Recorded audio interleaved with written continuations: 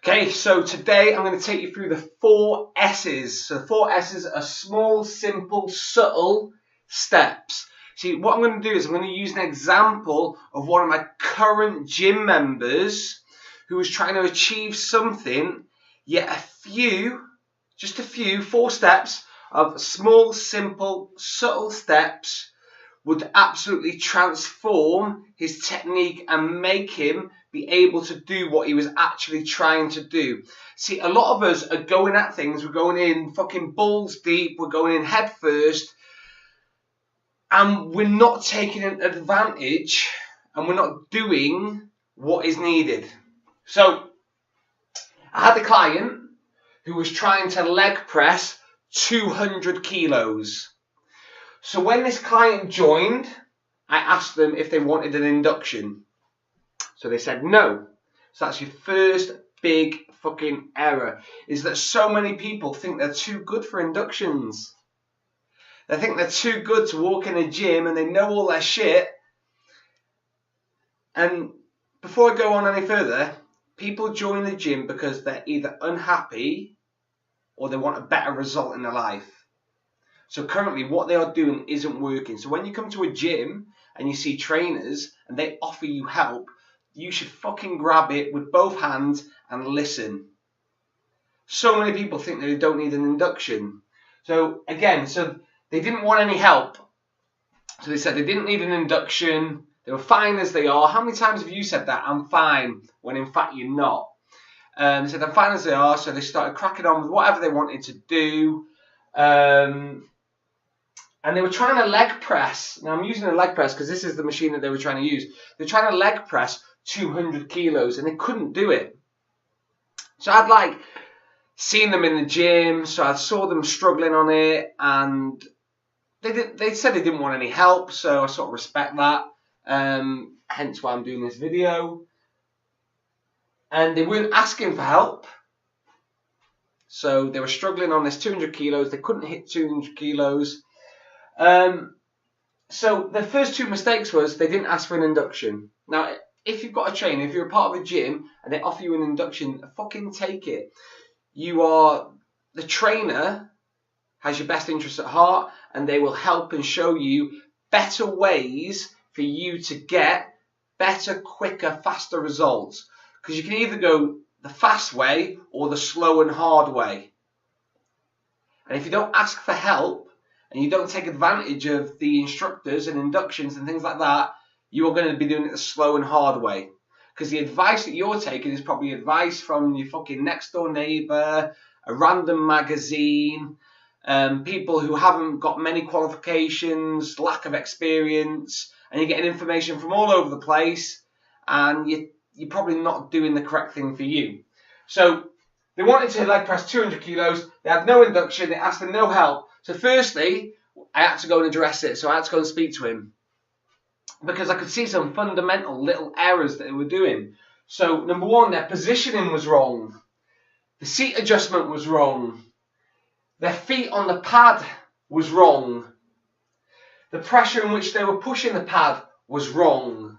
They were curving their back, which was wrong. Their footwear wasn't great. So all these little things... the width of their feet as well, where they were too close together. So all these little things was probably the difference between this guy pushing up 200 kilos than not doing it. But because, number 4, he was persistently doing the wrong things. So when he was coming in and he was trying this, so he was doing the same technique and it was all wrong. And then when I went to speak to him and we addressed a little movement, so we lifted his feet up, we took them further apart, we adjusted the seat, we got his breathing right, and all of a sudden, boom, the weight went up. So it was nothing to do with this guy's actual strength. So he had the strength there, it's just positioning and leverage was wrong. What he thought was right and where he got this advice was actually wrong. It wasn't the best thing for him. So, like I said, the biggest mistakes that he had, so there's 4 of them, is that he asked for no help. See, people don't ask for help because the fear of being judged, the fear of being looking stupid, when in fact, it's more stupid going and doing the wrong thing over and over and over again. So they're expecting this result of lifting 200 kilos, when in fact he was just persistent. So he was persistent with it, but he was just persistently doing the wrong things.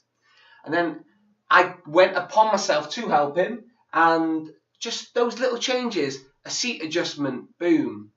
Feet in a higher level, boom. Feet a little bit further apart, boom. Breathing technique right, boom. Very little, but it produced a massive, massive result. So this is where I want to go with you. So there's a few little changes that you can do that will massively help your journey, and it's probably stuff that you aren't already doing. So number one, calories. Do you know, so I'm just talking for fat loss now, do you know how many calories you need? Okay, and where have you got the number from?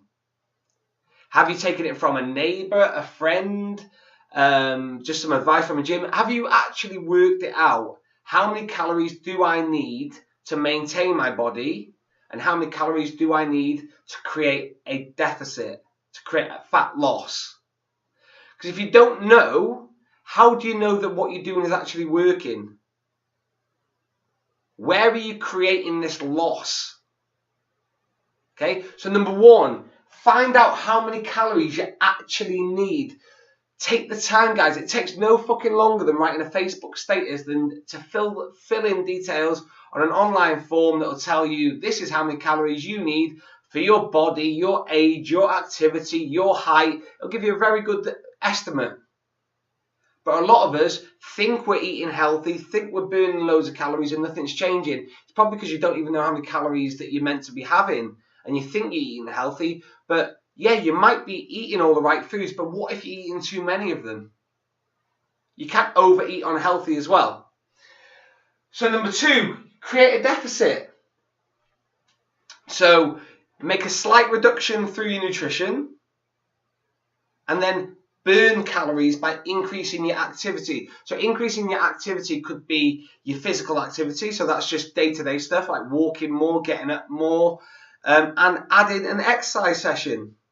So there's calorie burn through exercise. Remember, calories burned through exercise, the good reason to do that through exercise, and then one, exercise makes you feel good, and it'll promote a better healthy living. Number two, it'll help retain your muscle mass through exercising rather than just starving through your diet. So you need to create a deficit. Remember, if your body isn't changing and fat loss is the one thing that you want, and it hasn't changed on the scales, it hasn't changed through your measurements, it's not changed on the pictures, I'd suggest that you're not in a calorie deficit. No matter how much you tell me you're doing the right things, obviously what you're doing currently isn't working, so you need to address these. Number three, you need support. So who is your support? Who's your support network? Who do you associate with? Okay? Who are the people that you hang around with? Okay? You need a constant support system. One of the biggest failures is the fact that people are trying to go it alone.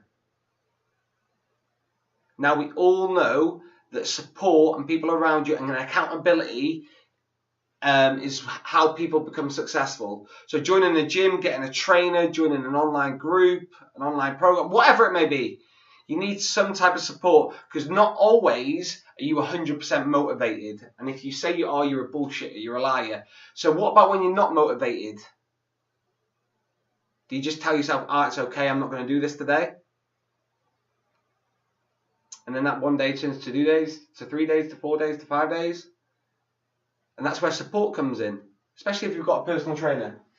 And number four, track. So tracking your nutrition through MyFitnessPal. People ask me about Fitbits. Now, I don't use a Fitbit. I think that a lot of the calories that it shows on there through burning, they overestimate. And I think people think they're burning a lot more than what they are. That's just my personal opinion. Because I've seen people telling me that they're burning shitloads of calories, yet their body isn't changing. So I think they're good just for steps. So trying to improve your steps and be active more, because that'll help you burn calories. But I would use MyFitnessPal, because most people, the problem for most people is the fact that they're not burning fat not because of what they do in the gym, it's what they do outside of the gym. Usually the 1 hour in the gym is pretty good. And then the 23 hours out of the gym doesn't match the commitment and dedication of the 1 hour in the gym. Yet the 23 hours out of the gym are the ones that are going to have the biggest effect on your body. So these are 4 simple things that you could do, like this guy could have done from the start, where he would have got that 200 kilos up quicker if he'd have just come and spoke to us, had the induction, asked for help, looked at his positioning, and wasn't persistently doing it wrong. 4 things that you could change very quickly that would produce a massive result. Because if you keep doing the same things over and over again, and they're not giving you the same result, they're not giving you the result that you want, I'd suggest that you are crazy. Because why would you persist with something that isn't working?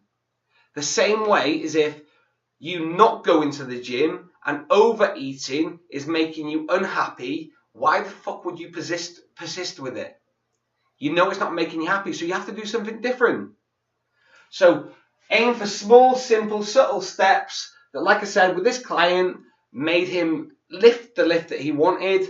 And these goals, small things, will help you get the body that you want. But remember, if nothing changes, guys, nothing changes, nothing will ever change.